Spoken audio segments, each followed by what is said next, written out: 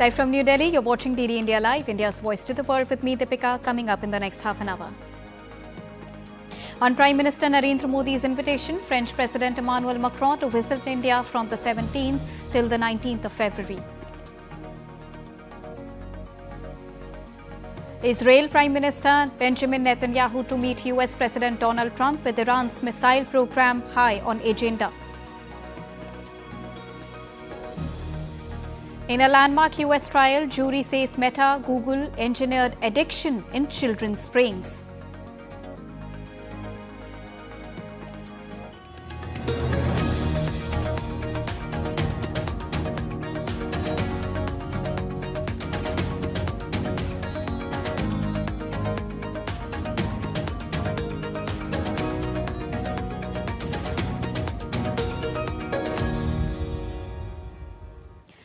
Good evening to all the viewers joining us at this evening broadcast. To begin with the latest, French President Emmanuel Macron has called for a renewed European-led dialogue with Russian President Vladimir Putin after years of Ukraine crisis.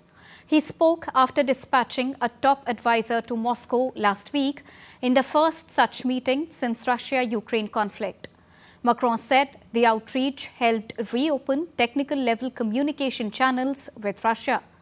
In an interview, Macron said his aim was to involve key European partners in any future talks with Moscow through a coordinated approach and a clear mandate, stressing that dialogue should not pressure Ukraine or rely on third parties. Emmanuel Macron also called on Europe to boost investment in strategic sectors or risk being swept aside in the face of competition from the United States and China. In an interview, Macron said a new joint borrowing initiative by the 27 member states, which would fund strategic investments and allow the European Union to tackle hegemony of the dollar. He also predicted the European Union and Trump administration would clash later this year over tech regulation. As he said, Trump administration could hit the European Union with tariffs if the bloc used its landmark Digital Services Act to control US tech companies. European Union leaders will meet in Brussels on Thursday for a summit where they will discuss measures to strengthen the European Union economy and make it better able to stand up to the US and China on the global stage. French President Emmanuel Macron will pay an official visit to India on the 17th, 18th and 19th of February this year. Ministry of External Affairs said that Macron will be visiting India at the invitation of Prime Minister Narendra Modi. During the visit, both the leaders will hold discussions on strengthening bilateral cooperation across a wide spectrum of areas enshrined in the Horizon 2047 roadmap. In addition, the leaders will discuss regional and global issues of mutual interest, including cooperation in the Indo-Pacific. The two leaders will also be in Mumbai to jointly inaugurate the India-France Year of Innovation, which will be celebrated throughout 2026 in both the countries. On the 19th of February, President Macron will participate in the AI Impact Summit in New Delhi. International outrage is growing at Israeli plans to tighten the country's grip over the West Bank. United States is the latest country to call on Israel to reverse its decision to expand control over the West Bank. A White House official reiterated US President Donald Trump's opposition towards Israel for the West Bank. Officials said a stable West Bank keeps Israel secure and in line with the administration's goal to achieve peace in the region. United Kingdom and Spain also joined the rising chorus of condemnation. UK said any unilateral attempt to alter the geographic or demographic makeup of Palestine is wholly unacceptable and would be inconsistent with international law. Earlier, Saudi Arabia, Jordan and United Arab Emirates-led regional states denounced the decisions as a violation of international law that would undermine the vision of a two-state solution as well as stability in the region.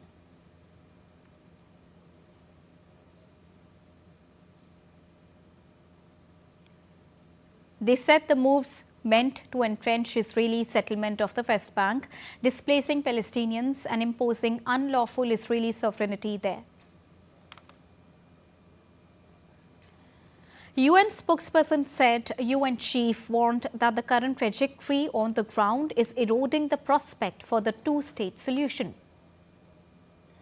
Such actions, including Israel's continuing presence in the occupied Palestinian territory, are not only destabilizing, but, as recalled by the International Court of Justice, unlawful. The Secretary General calls on Israel to reverse these measures and all parties to preserve the only path to lasting peace, which is a negotiated settlement for a two-state solution in line with relevant Security Council resolutions and international law. Israel has approved plans to help settlers acquire land in the West Bank and widen its powers in parts of the territory where Palestinians have some self-rule.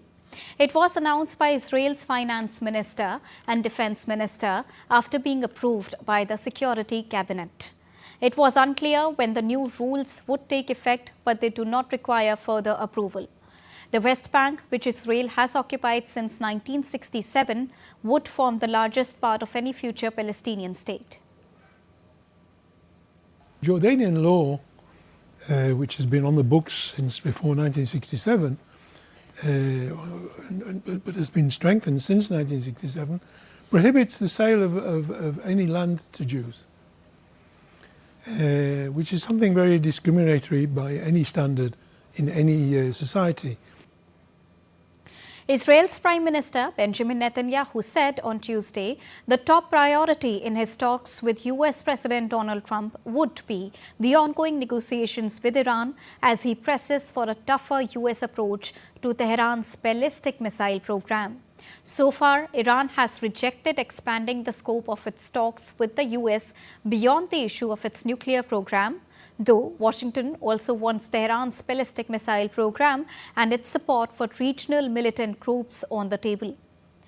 The two leaders are to meet in Washington on Wednesday, their sixth such encounter in the United States since Trump returned to office a year ago. Wednesday's meeting comes days after arch foes Iran and the United States held talks in Oman, after which Trump said another round of negotiations would follow. On this trip, we will discuss a range of issues, Gaza, the region, but of course, first and foremost, the negotiation with Iran. I will present to the President our views regarding the principle for the negotiation, the important principles which in my view are important not only for Israel but for everyone in the world who seeks peace and security in the Middle East. UK Prime Minister Keir Starmer chaired a cabinet meeting on Tuesday after surviving renewed calls for his resignation from members of his own party. Starmer refused to heed calls to quit, pledging to fight on after his appointment of Peter Mandelson as US ambassador plunged his government into a crisis. This came just a day after his chief of staff resigned in the aftermath of the scandal.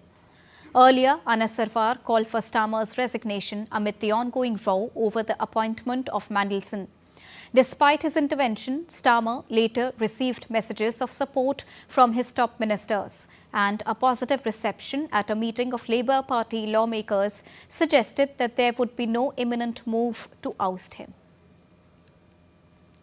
Advisor to Iran's Supreme Leader Ali Larijani visited Oman on Tuesday following the indirect US-Iranian talks in Muscat on Friday in an effort to revive diplomacy after US President Donald Trump positioned a naval flotilla in the region, raising fears of new military action. Iran's Foreign Minister Abbas Araghchi said on Friday that nuclear talks with the US, in which each delegation spoke separately with the leaders from Oman, began positively and was set to continue. Iran has vowed a harsh response to any strike and has cautioned neighboring countries which host US bases that they could be in the firing line if they were involved in an attack. More than 4,500 suspected IS detainees have been moved from Syria to Iraq in an ongoing US-led transfer operation on Tuesday.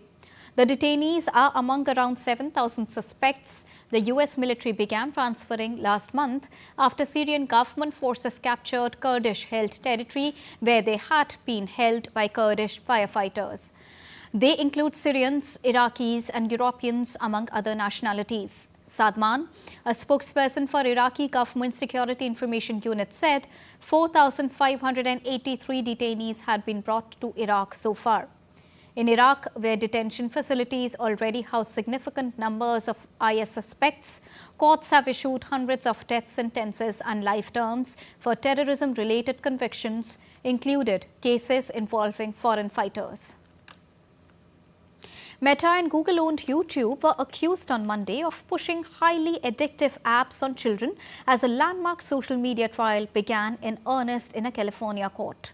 The blockbuster trial in front of a Los Angeles jury could establish a legal precedent on whether the social media juggernauts deliberately designed their platforms to lead addiction in children. The proceedings were expected to see Meta chief Mark Zuckerberg on the stand next week and Instagram boss Adam Mosseri in the courtroom as early as Wednesday. In addition to Instagram, Meta's platform include Facebook and WhatsApp.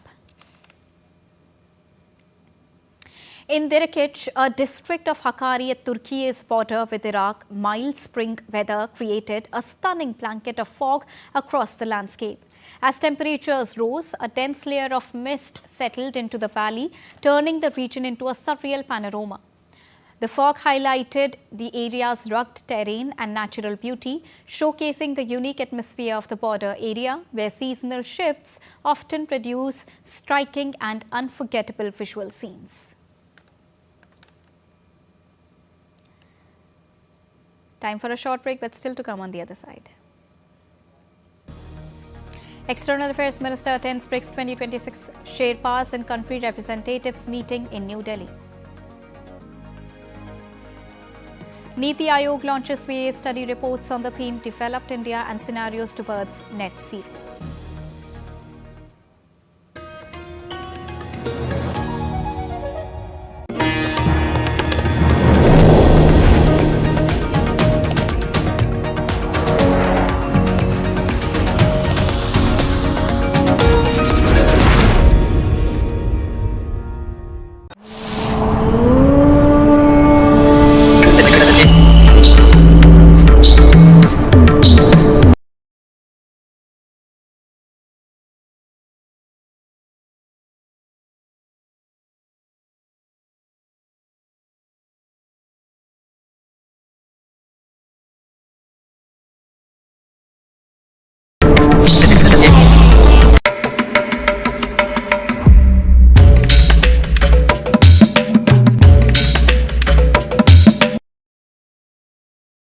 Welcome to DD India.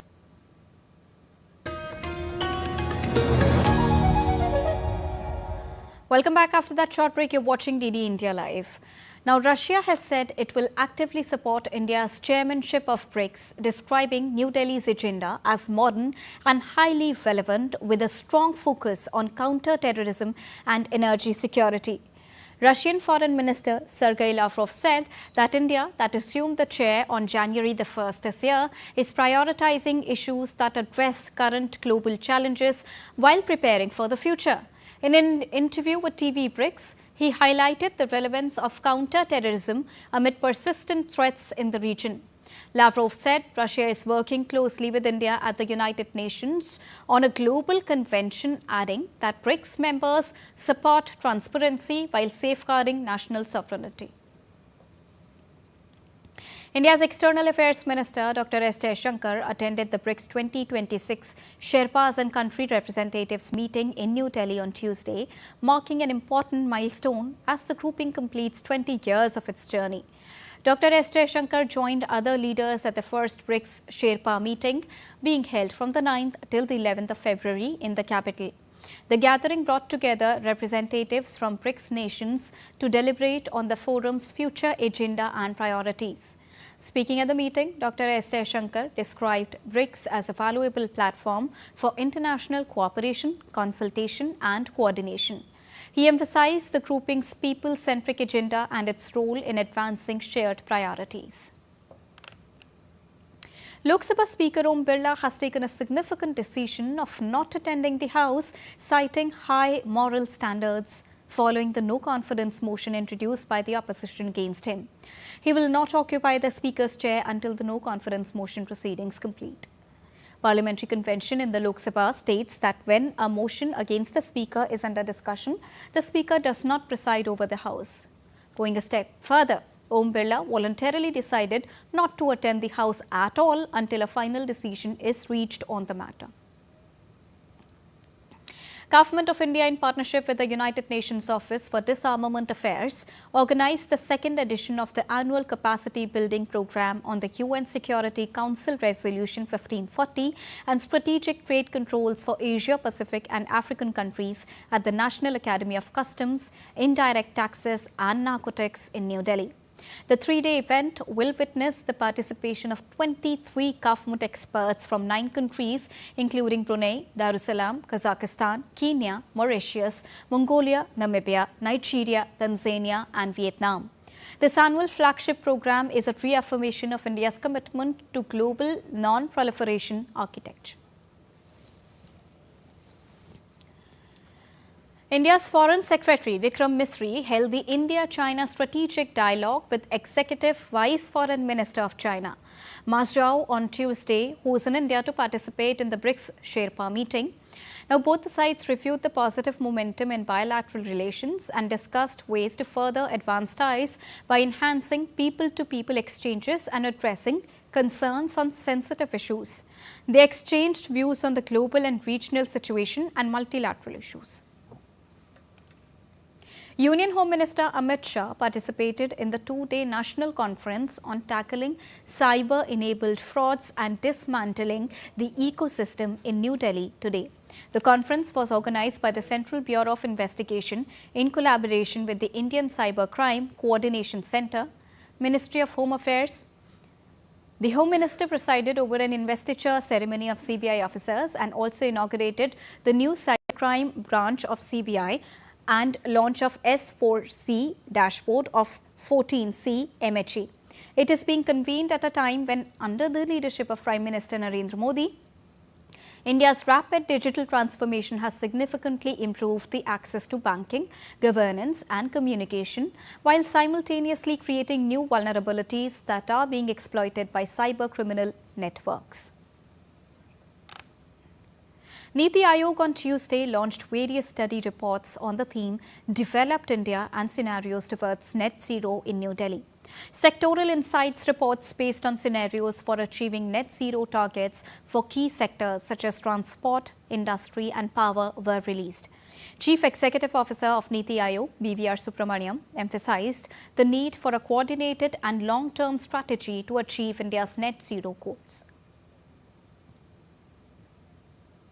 In Bangladesh, a Hindu businessman was hacked to death inside his own shop in Trishal Upazila late on Monday night, with several lakh taka reportedly looted in an incident that has intensified concerns over law and order and the safety of minorities ahead of Bangladesh's national elections.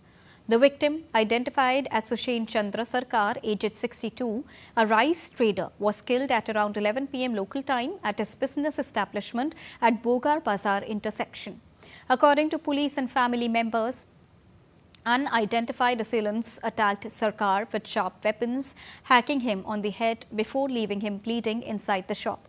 The attackers reportedly pulled down the shop's shutter and fled the scene after looting cash. Family members later found him in a pool of blood and rushed him to Mymensingh Medical College Hospital, where doctors declared him dead. The killing comes at a sensitive time as Bangladesh heads towards the parliamentary elections amid mounting reports of violence and intimidation. Right groups and observers have raised repeated concerns about the safety of vulnerable communities, particularly religious minorities, under the Yunus-led interim administration, warning that such incidents risk deepening fear and insecurity in the run-up to the polls.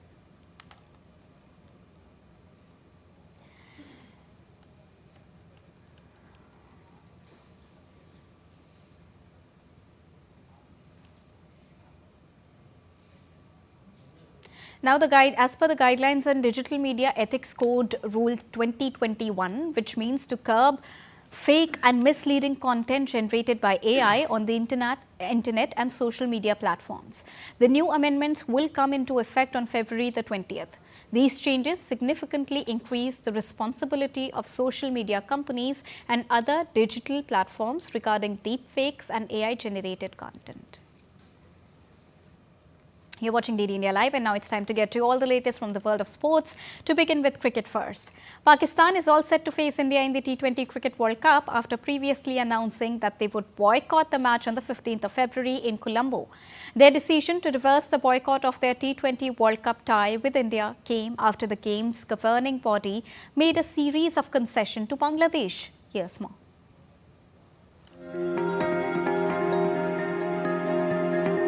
The conundrum surrounding India's T20 World Cup match against Pakistan, scheduled for February 15 in Colombo, has finally been cleared after Pakistan Cricket Board reversed its decision to boycott their World Cup match against India. PCB and ICC on late Monday night confirmed the same, saying the government of Pakistan has decided to end their boycott. The two neighbors were supposed to play their group stage match in Sri Lanka. However, Pakistan announced their decision to boycott the match in Colombo in solidarity with Bangladesh, who were replaced with Scotland in the tournament by ICC last month, following Bangladesh's refusal to travel to co-host India. Bangladesh's refusal to play its matches in India came after BCCI instructed Kolkata Knight Riders to release pacer Mustafizur Rahman for the upcoming IPL season. Backdoor negotiations, calls and meetings followed, culminating in the ICC officials' arrival in Pakistan last weekend. The talks, held in consultation with ICC Chief Jai Shah, resulted in the Bangladesh Cricket Board urging the Pakistan Cricket Board to take the field against India, resulting in the Pakistan government changing its stance. The Sri Lankan Cricket Board also urged its Pakistani counterpart to reconsider its decision, citing significant financial losses for all parties involved. In terms of its discussion with BCB, the ICC said it would continue to facilitate the growth of the game in Bangladesh so that the team's ouster from the T20 World Cup does not have any long-term effects on cricket in the country. Simultaneously, the ICC announced that no financial, sporting or administrative penalty will be imposed on Bangladesh. The ICC also added that an agreement has been reached that Bangladesh will host an ICC event prior to the ICC Men's Cricket World Cup 2031. The India-Pakistan fixture, which attracts huge television audiences, underpins the ICC's 4.4 billion Indian broadcast deal, with rights to World Cup sold on the understanding that they will meet at least once. If the match had not taken place, there could have been significant financial repercussions. Sports Desk, DD India.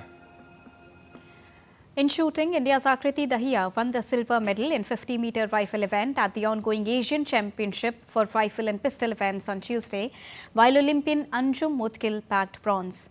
Sofia Shulzenko of Kazakhstan finished at the top of the podium with a new world record score of 358.2. Ashi Choksi, the other Indian in the final, ended just outside the medals with 330.9. The accumulated total of the set shooters ensured India won women's team a silver medal. Ski great Lindsey Vonn has issued an emotional update following her Winter Olympics crash on Sunday that tragically ended her Olympics dream. She said she suffered a complex leg fracture in the downhill race that will require multiple surgical operations. The 41-year-old added that she had no regrets and that her ACL rupture and other past injuries were not linked to the fall. Vonn has said had 2 operations in Italy and is now stable. She suffered a horrific crash 13 seconds into one of the most anticipated races at the Winter Olympics. Vonn was hoping to become the oldest alpine skiing medalist in Games history after winning 2 World Cup downhills this year. In tennis, Serena Williams has been listed as eligible to return to tennis from the 22nd of February by the sports drug testing body International Tennis Integrity Agency. While it remains unclear whether the 23-time Grand Slam champion will make a comeback, she raised eyebrows late last year after rejoining the tennis anti-doping testing pool. Serena has fulfilled the mandatory requirement for athletes returning from retirement. Williams, who won her last Grand Slam singles title in 2017, has not competed since the 2022 US Open. And that's all for this edition of DD India Live, but do let us know your thoughts on the news of the day. For those on the go, you can get all the latest news and updates from India and across the world on the DD India mobile app. The app is available on both Android and iOS platforms. Scan the QR code on the screen to download it right now. We'll be back with more news as it breaks here on DD India. I'm Deepika, and from all of us here in New Delhi, thank you so much for watching DD India Live.